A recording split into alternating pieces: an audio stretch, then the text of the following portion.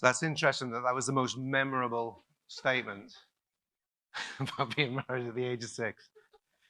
So yeah, please don't start to zone out and think, oh my goodness, cyber risk quantification and risk management and AI, as though we've kind of heard so much about that. A lot of the material that I'm going to share today with you, you are all the first to see this material. So it's some real nice fresh material, but it's based on established accomplishments. So it's not like a theoretical session that we're going to have, but we're actually going to talk about real effective ways to approach cyber risk quantification, ways to use automation as the only way to do it at scale and to do it effectively, and then really put that into a business context. So I've broken the agenda down to kind of 4 main subject areas. First of all is why quantification of risk. And by the way, I use cyber risk and technology risk interchangeably because they're very essentially related domains of risk. But what I talk about first is why quantification of risk is a prerequisite to successfully managing risk in the cybersecurity and the technology domains. The other thing I'm going to talk about, and this is really important, is what I do not mean by risk quantification. So what I'm going to kind of share with you is essentially why, if we are focused on an annualized loss expectancy model to manage cybersecurity and technology risk, then we're going to fail and we're not going to scale. And I'll show you why that's the case, both mathematically and with real life examples. I think one of the most important things, and perhaps one of the most common questions that I do get asked when I share this this material and this experience is, well, how do you do it? You know, we've heard over the last day and a half as to how our organizations, our functions are oftentimes resource strapped, and we need to do so much more quickly with at least the same resources, if not sometimes less. So we'll spend a little bit of time on the how we actually can get there and get there effectively. And then finally, I'm going to touch on something. There's a phrase, if you've ever heard me kind of share this similar material before, I have this mantra that says, start with what you do know. So it's not a case of like we have to keep kicking the can down the road, that there's some kind of prerequisites that we need to be in place before we can embark on cyber risk quantification. But it's really how do we start with what we do know? How do we start with what we do have? How do we capitalize and maximize on the investments that we've already made? So first of all, why quantitative risk management is a prerequisite. I know it's like before lunch, it's been a long half a day already, so I'm sorry for the algebra. But if you just take a quick look at this, I will give a $50 gift card to anybody that can solve this equation. So I'll talk you through it. So basically what we're saying is the capital R is overall risk. Again, we're talking about technology and cyber risk in an environment. And this is just looking at some of the components or some of the elements that contribute to the risk profile. So for example, we'll have our risk assessment results. So while we've done a risk assessment, whether it's on a project, whether it's on a program, whether it's on a product, whether it's on a third-party vendor, a third-party product, we've got the results of that risk assessment. And typically they're measured or reported out as a negligible, minor through severe. The V is what we get from our vulnerability management systems. So we get our list of vulnerabilities and the low, medium, high critical, or the 1 through 10, or whatever kind of relativity rating system that we use for vulnerabilities. And then we look at the other issues that affect our enterprise, such as end of support life. So if we've got technical debt in the environment, that means that there's part of our infrastructure that we are dependent on that may no longer be supported by a third party. And that might be measured in how many days, weeks, or months, or years it's been unsupported, or the number of months it's going to be in the future become unsupported. And then we have our architectural and environmental considerations. Architectural and environmental are things like, literally, is it connected to the internet, for example? Or is it connected to other third-party networks? Are there API connections in the overall enterprise or the overall solution? If there are API connections, are they unidirectional, bidirectional? Are they pushing data, pulling data, pushing instructions, receiving instructions? Are they throttled? So we have all these architectural considerations that factor into calculating the capital R of what's the overall risk that we're carrying in the environment. And then finally, the last one is regulatory scrutiny. I've shared what I'm about to say in front of regulators, and I view regulators as threat actors.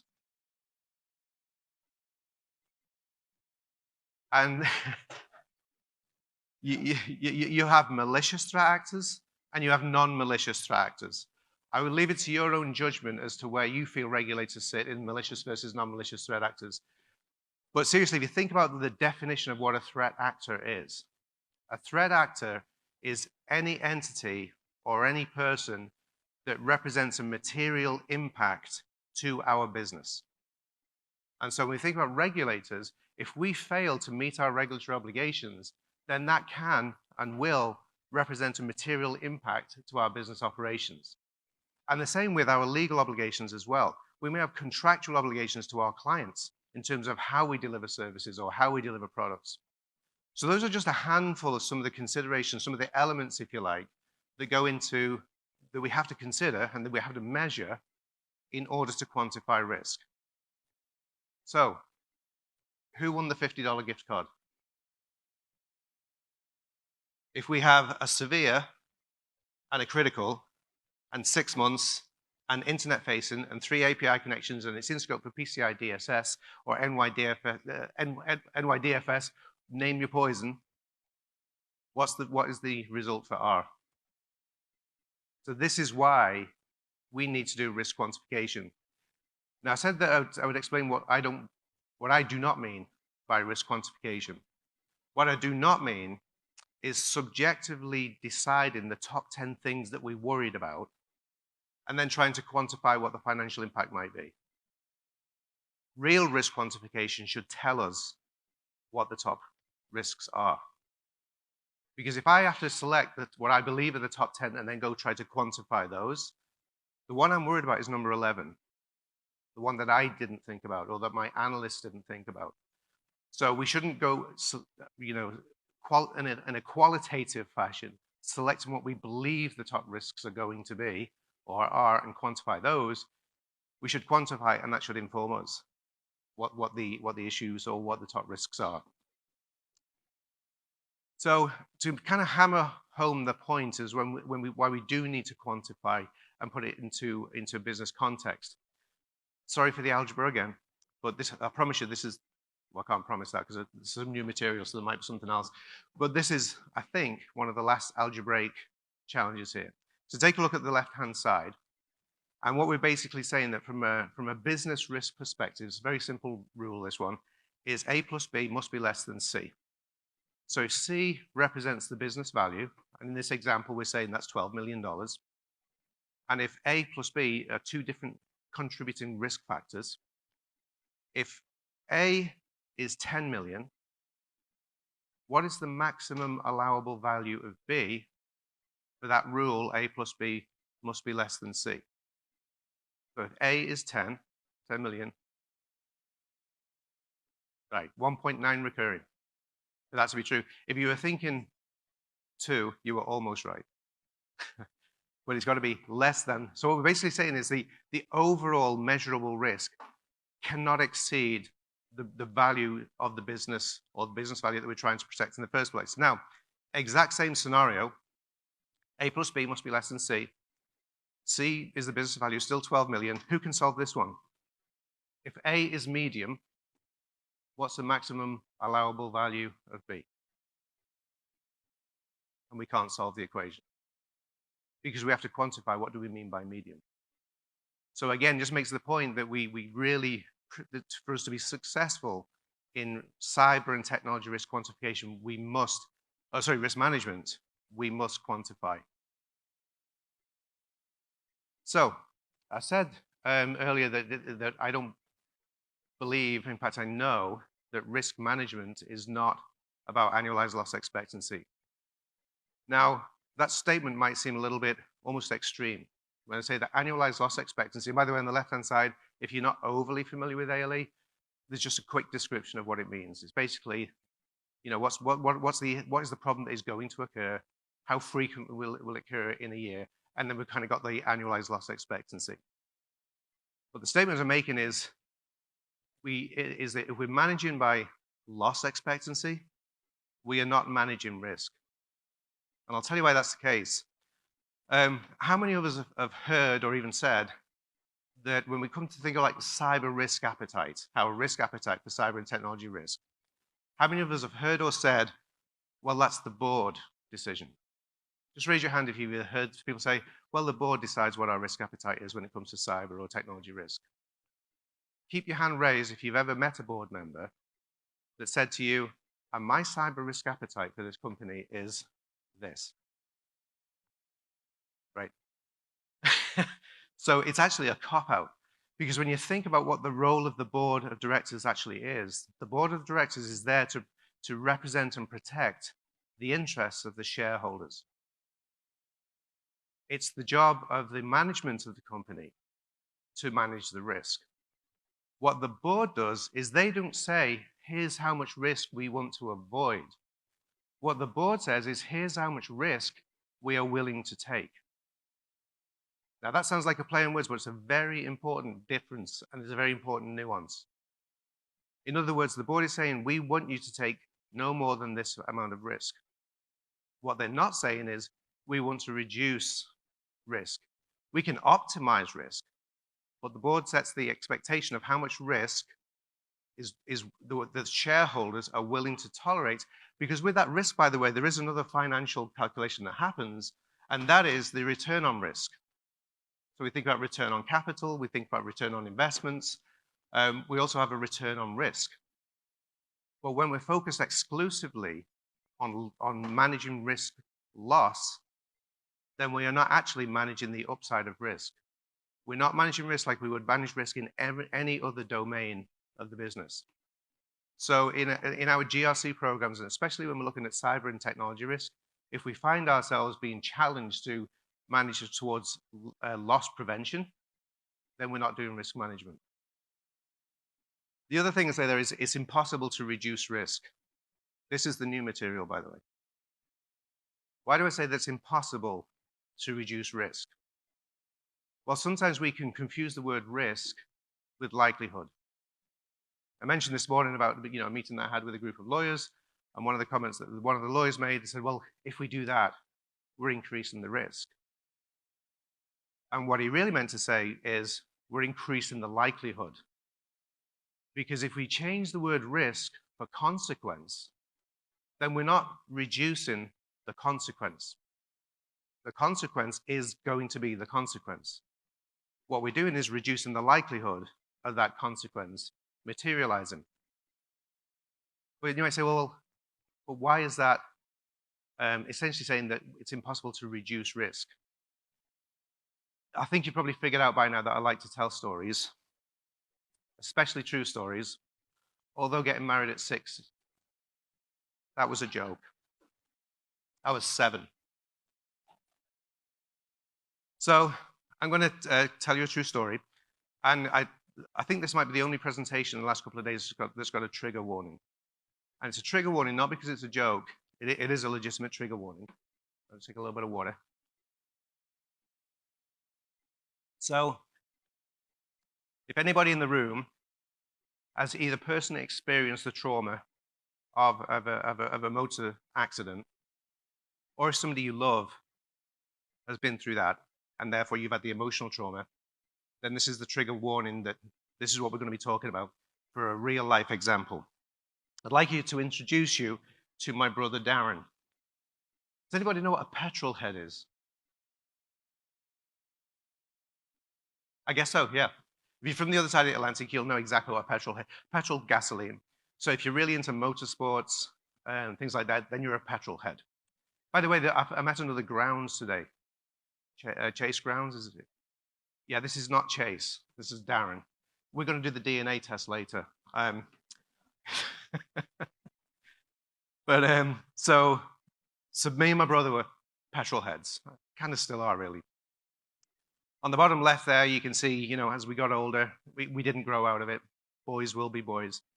And so that's me on a Phantom. If you're familiar with motorcycles, that's a Phantom. I made reference to Malaysia, and I said a bit more Southeast Asia coming into the story. By the way, we both did kart racing as well. So that picture there is me doing kart racing. The one next to that is my brother Darren. I did actually get to be British national champion, by the way, in kart racing. And those aren't little toy karts. This does like 0 to 60 in 3.7 seconds type kart racing. So, and my brother was a kart racer as well. The only time he had an accident was when he tried to beat me, because he just overrated himself in the corner. So that's on a Phantom, and I'm pointing that out because that was actually in Thailand. And Thailand, when it comes to motorcycles, it's got some similar laws as Texas. So in the state of Texas, for example, I could ride a motorcycle dressed like that, no helmet, t-shirt, whatever I want to wear, at 80 miles an hour, and I will be fully compliant with law. So I'll be 100% compliant, but there's a significant risk involved there. On the right-hand side, that's my brother's kart, his motorcycle, and that little motorcycle on the right is the one that my brother does road racing. So he took that little one out on a road race, and he was approaching a blind corner, and he obviously is banking down like this. That's how you don't fall off. What would be the likelihood of him hitting a vehicle head on coming into the direction? Which is what happened. Now you might be visualizing a car or a truck. What would be the likelihood of him hitting head on another motorcycle? And that's what happened to my brother. So we went from these happy days to this. So my brother fractured his skull completely around the top, broke every bone in his face. He had a compound fracture in his thigh. His thigh bone came out. He lost far too much blood, both internal and external bleeding, broke almost all of his ribs, and broke his arm. He had to have reconstructive surgery on his face, and even down to the point of putting artificial tear ducts in, because his tear ducts had been smashed. He lived, by the way. But the reason why I'm talking about this as an example is because the consequence that he faced was death. Now, he could have slowed down, and evidently he did slow down just before impact. But that reduced the likelihood of the accident in the first place. It didn't change the potential consequence. So the consequence was either death. He couldn't half die, but he could exchange the consequence. And he exchanged the consequence for 8 weeks in intensive care and about 7 years of surgeries. But it was a consequence exchange. Does that make sense? He couldn't half die. He's either going to die or he's not going to die. If he did die, then all those broken bones would have made no difference whatsoever. They would not have been consequences. They became consequences because the consequence was exchanged. So when we think about risk management, what we're really doing is consequence management. Does that make sense? We can change likelihood, and we can change the consequence. So if, for example, if he was wearing a crash helmet, that would have changed the consequence. If he would have been going even slower, that would have changed the likelihood. So we can do a consequence or a risk exchange, but we can't dilute risk. So when we see these formulas that say, well, you have your inherent risk, and then you apply controls, and you got your residual risk, and then you got your likelihood, and you do this nice little multiplication and throw a bit of Monte Carlo at it, and there's the risk left over. That's not risk management. That's not consequence management. It's just mathematics. We are here to manage consequences. We're also here to manage opportunity. So I said, well, why is it that we can't reduce risk? We can only exchange it. This is my brother. Now I know you're thinking, wow, didn't he learn his lesson? Well, he's wearing a crash helmet. And that jacket he's got is amazing, by the way, because it has a steel plate in the back. And it's actually, like you have airbags in a car. His racing suit has airbags. So if he has an accident, the airbags go off inside his suit. So amazing way, but wearing a crash helmet and those airbags does not change likelihood. What it does is it changes consequence. So those controls, the crash helmet, if you say the crash helmet is a control, that changes the consequence, or it impacts the consequence. Being dressed appropriately, that control addresses the consequence. Slowing down will change the likelihood. Now, here's why risk can't be reduced, only exchanged. If he slows down, he's reduced the risk of loss. Would you agree? Or he's reduced the likelihood of loss by slowing down. He's increased the likelihood that he won't win that race. So by addressing the consequence of loss, as in physical loss or physical harm, he exchanges that, if he slows down, for an increased likelihood that he will not win the race. And in business and business risk management, our board members are expecting us to manage risk to win the race. And that's why I say we cannot reduce risk. We can exchange risk. If we go faster, we increase the likelihood of some sort of loss. But we also increase the likelihood of winning the race. And so that's what I mean by we exchange risk. We don't reduce the risk, we move it. And that is what real risk management is. And what's really curious to me or interesting is in every other domain of risk, including our own lives, we do risk management. And then when we get into cyber and technology risk, we feel like we have to reinvent what risk management is. And we don't. There's a comment that Ala made yesterday, and she was talking about fashion. I don't know if you all heard that session. And she said, like what fashion will change. So she used the example of like a dress. You can change the neckline, you can adjust the sleeves, you can adjust the hemline, but fundamentally it's still a dress. Fundamentally, we should still be doing risk management. And if we're focusing exclusively on trying to eliminate loss or reduce loss, we're not doing risk management, and we will lose the race. So that's the new material that I wanted to share with you all. So just to kind of summarize that, some of the points to, and then I'm going to go to the how to on the quantification, because I know you're itching and aching to hear that. Just to summarize on this, I also put a little teaser this morning, said there's no such thing as data loss risk, and there isn't. Data loss is simply an outcome. The risk is the consequence, or consequences because of that loss. Quick example, if I've got a database over here that's got 100,000 records with personal information in there, name, address, email, phone number, 100,000 records. I have a database over here with 100 records. We might immediately think, well, if we lose data, or if there's an integrity issue on that data, we might immediately think, well, those 100,000 records are the most important. That's the biggest consequence. But what if these 100 records are the records that define how to build an entire virtualized network or an entire virtualized environment for half of the United States? Those 100 records have got so much more consequence associated with them than that 100,000 records. So again, risk management is about consequence management, where there is no such thing as the risk or data loss risk. Data loss is an outcome. The risk is the consequence or consequences. And we can apply it to a lot of the ways where we, in many ways, kind of hear risk being misused in that sense. So how to build and scale very, very quickly.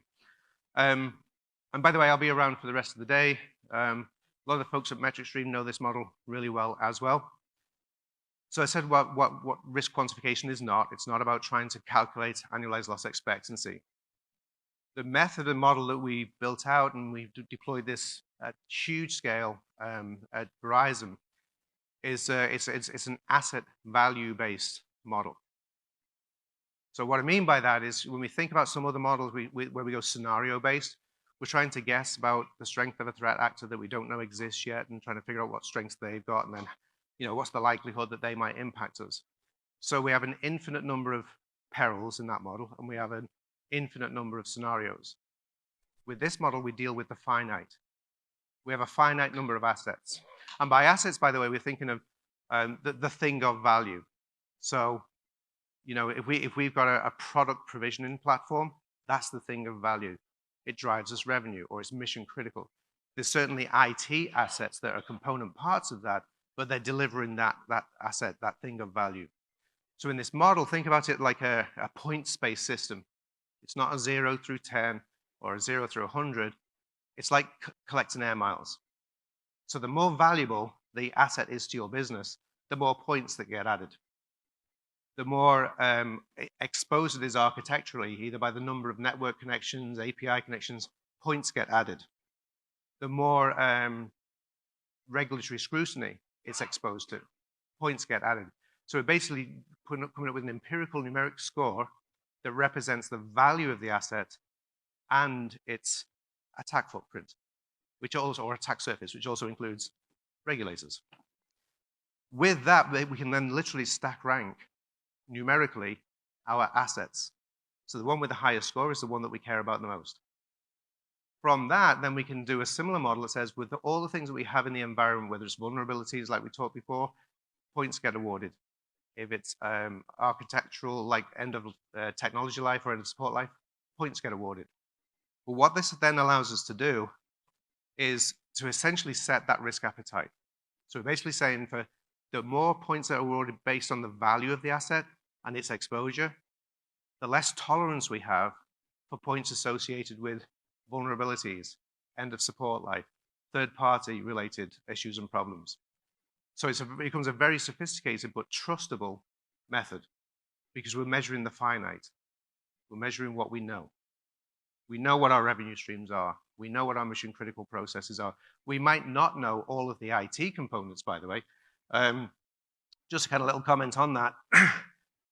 My yet to be conceived grandchildren, because even though I got married at 7, still don't have grandchildren yet. My yet to be conceived grandchildren will retire before any company on this planet has got an entirely up-to-date CMDB, even with AI. If I'm wrong, I won't know.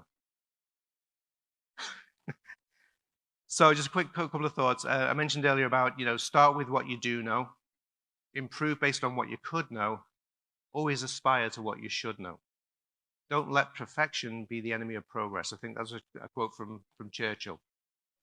My nan, by the way, I mentioned about being Irish. I've told this story before, but my nan, she's funny. Well, she was. She probably still is. But when we were walking along the street as a kid, and somebody would stop and say, "Excuse me, can you tell me how I get to whatever place, St. Mary's Park or whatever?" And she'd stand there and she'd go, "Well, I wouldn't start from here if I were you." And that was exactly the response. And the person would look really puzzled. And then she'd laugh. And I never did ask her, "Do you really believe that, Nan? Or is that like, are you joking?" Because you can imagine the person's like, "Well, this is the only place I can start from." Now, we've actually said similar things, by the way. How many of us have either said or heard, "Well, you got to start somewhere"? Yeah, right here. I can't start over there. I can only start here. So whatever we've already got in our environments, whatever asset management system we've got, whether it's good, bad, or ugly, we do have a sales ledger. We know what's generating our revenue. We do have a purchase ledger. We know where we're spending our money. Right? So we work with what we do have. If we have vulnerability scanners, we've got those. Well, they're not scanning everything. Well, they're scanning something. So we start with what we have. We start with what we do know. Improve based on what we could know, and always aspire to what we should know. Some recommended reading there. Thank you very much for your time. We've got 30 seconds left, so we can take questions like offline if that's good for you, Pat. Thank you all.